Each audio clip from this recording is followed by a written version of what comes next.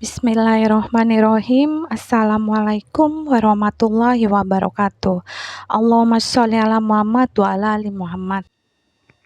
Kali ini saya akan menceritakan ringkasan kisah. Ini kisah nyata ya teman ya, dari buku Naik Haji Jalan Kaki 5.700 km dari Bosnia. Ini kisah dari Senad Hadzik yang ditulis oleh Mujahidin Nur. Bukan main-main ya teman-teman, berjalan kakinya itu selama 8,5 bulan dan sejauh 5.700 km.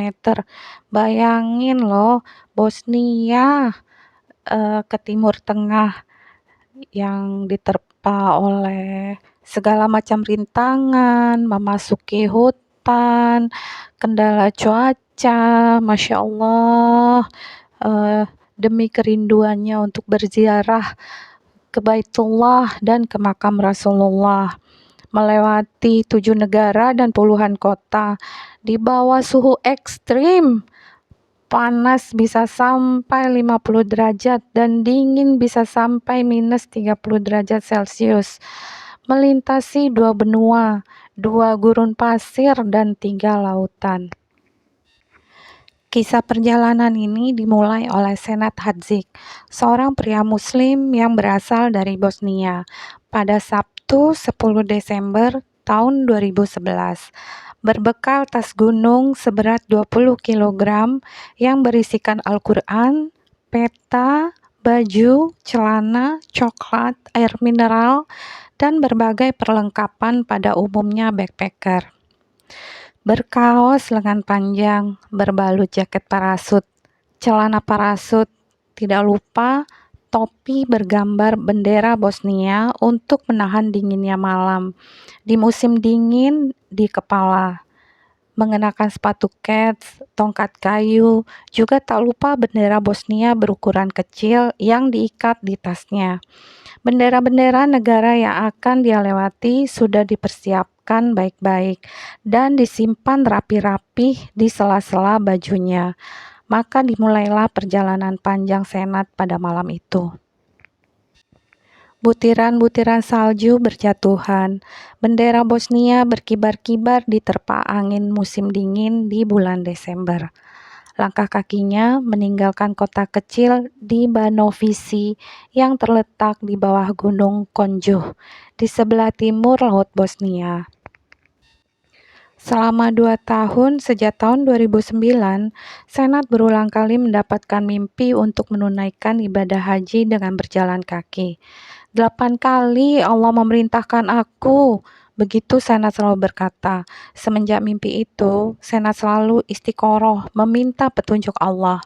Berulang kali dia membaca ayat Al-Quran mengenai perintah Allah kepada Nabi Ibrahim alaihissalam untuk menyembelih putranya Ismail. Maka Senad meniru ketakwaan Nabiullah Ibrahim. Senad berjalan kaki dari Bosnia ke Arab Saudi pergi pulang. Perjalanan yang sangat jauh itu ditempuh sejauh 5.700 km, yang sama juga seperti berjalan kaki dari Bosnia ke Switzerland sebanyak 3 kali pergi pulang. Selama 8,5 bulan, beban yang berat dan cuaca ekstrim, Senad terpaksa mengganti ranselnya sebanyak 3 kali. Juga 12 kali sepatunya harus diganti karena rusak. Bahkan pakaian olahraganya juga robek dan diganti sebanyak 3 kali. 500 pasang kaos kaki. Setiap harinya 2 pasang kaos kaki dihabiskan. Selama itu tak terelakkan tenda pun sobek. Maklum, medan yang dia tempuh selama perjalanan tidaklah mudah, berupa gurun dan seringkali harus melalui hutan. Telepon genggam juga turut minta diganti sebanyak 7 kali. Rusak karena terkena badai salju ataupun hujan. Senin 11 Juli 2011, hari di mana bertepatan dengan peringatan pembantaian di Srebrenica. Walaupun kondisi sangat berat, di mana suhu udara mencapai 50 derajat Celcius. Senat harus tetap berjalan, bahkan di saat hujan. Karena kondisi ekstrim seperti itulah di Yordania, Senat hanya mampu berjalan 30-70 km setiap harinya. Siang itu Selasa 5 Juni 2012. Setiba di Amman, ibu kota Yordania, dalam kondisi lelah yang teramat sangat, Senat harus terus berjalan.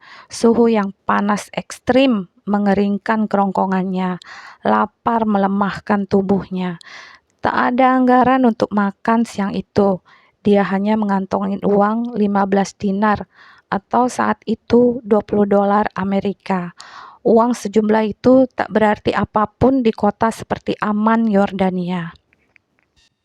Walaupun dalam kondisi seperti itu, Senat ikhlas menyedekahkan sebagian uangnya untuk membelikan boneka yang ditangisi seorang anak seharga 3 dolar dalam perjalanannya. Bukan hanya suhu 50 derajat Celcius, bahkan suhu ekstrim minus 37 derajat Celcius ketika Senat melalui jalanan Bulgaria. Salju setinggi 1,5 meter menyelimuti bumi. Semua perjalanan beratnya tak berarti apapun dibandingkan cobaan terberat saat dia di Arab Saudi. Hari yang paling indah dalam hidup Senat. Kamis 19 Juli 2012. Akhirnya, dia berhasil melewati padang pasir tandus dengan suhu rata-rata 50 derajat Celcius. Kebahagiaan membuatnya tidak lagi merasakan beratnya perjalanan. Selain itu, esok hari Jumat merupakan awal bulan suci Ramadan, bulan yang sangat dinanti-nantikan dan dirindukannya. Banyak negara sudah dilaluinya. Impiannya untuk segera bisa menunaikan ibadah haji akan segera terwujud. Hatinya berdebar-debar dipenuhi kebahagiaan. Disyukurinya segala karunia dan nikmat Allah kepadanya. Harapannya, pemberitaan mengenai perjalanan dirinya memudahkan untuk mendapatkan visa Arab Saudi. Senat diminta datang 3 hari lagi, menunggu pengajuan visanya disetujui Pangeran Riyadh. Begitu bahagianya dia, Allah memudahkan semuanya, pikirnya. Diucapkannya terima kasih atas bantuan dan sambutan hangat yang diberikan. Ramadan, kondisi susah membuat hatinya menjadi begitu sentimental. Tiba-tiba dia teringat kampung halamannya, juga keluarga tercinta yang ditinggalkannya. Dia begitu merindukan keluarga yang sangat dicintainya. Malam itu Senat berada sendirian di tenda. Tidak ada siapapun di sekitar situ. Dia habiskan malam dengan tarawih dan membaca Al-Quran. Tapi visa tak kunjung turun. 30 hari sudah tanpa kejelasan. Terbakar di panasnya gurun pasir. Maka ditanyakanlah kembali kepada Fat Al Zaid kapan kiranya kepastian visa hajinya akan turun. Janji manis Fat kini berbalik menusuk-nusuk hatinya, membuatnya sedih dan kecewa, memilukan. Sulit baginya menerima kebenaran bahwa pemerintah Arab Saudi tidak sedikit pun merasa iba dan kasihan kepadanya, mengingat betapa beratnya perjalanan yang sudah dia tempuh selama ini. Letih, haus, lapar, dikejar-kejar anjing, dirampok, melintasi hampir 7 negara, menyusuri betapa luasnya gurun pasir yang tandus. Kini setelah tiba di perbatasan Arab Saudi, pemerintah Arab Saudi seakan-akan tidak menghargai sama sekali pengorbanannya. Siang malam dia menahan lapar dan haus. Padahal gurun pasir saat itu panas luar biasa, di mana suhu rata-rata 50 derajat Celcius. Senat harus pandai-pandai mengatur keuangan. Tidak ada yang memikirkan bagaimana kebutuhan sehari-hari Senat. Minimal kebutuhannya untuk mandi dan berwudu. Senat hanya bisa pasrah kepada Allah, Allah yang dicintainya, hingga dia datang ke negeri ini. Senat hanya ingin bisa masuk dan bisa menemui kekasihnya, Allah dan Muhammad Rasulullah. Senat berusaha menerima dengan ikhlas segalanya. Dia yakin segalanya adalah takdir Allah, dijalaninya dengan penuh kesabaran dan keikhlasan. Karena kecintaannya kepada Allah, hanya Allah yang mampu membuat kesedihannya sesaat terlupakan. Aku tidak akan menyerah walaupun aku mati di perbatasan Arab Saudi. Begitu tekad Senat. Senja itu, azan maghrib berkumandang. Sebelum melakukan buka puasa terakhirnya, Senat menengadahkan kepalanya ke langit. Dia berdoa, khusyuk dan penuh kesedihan. Diteguknya segelas air putih. Hanya itu jadi menu sahur dan berbukanya setiap hari. Seketika kerongkongan dan tubuhnya terasa begitu segar sekali. Suara takbir yang terdengar sayup-sayup meninggalkan kesedihan yang menyayat-nyayat di hati Senat. Berlebaran seorang diri jauh dari orang-orang yang sangat dicintainya. Jauh dari kampung halaman, tanpa ada makanan sama sekali. Segalanya dia terima dengan ikhlas. Inilah takdirnya. Diikuti suara takbir yang terdengar sayup-sayup, hatinya luruh, diliputi kerinduan dan kesedihan.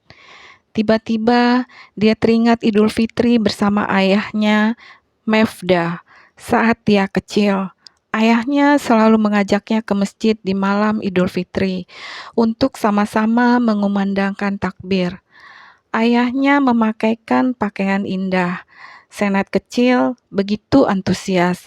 Bersama teman-temannya, mereka bertakbir dengan penuh keceriaan dan kebahagiaan. Sepulangnya dari masjid, ibunya akan menyambut dengan pelukan dan ciuman, serta ucapan selamat hari raya Idul Fitri.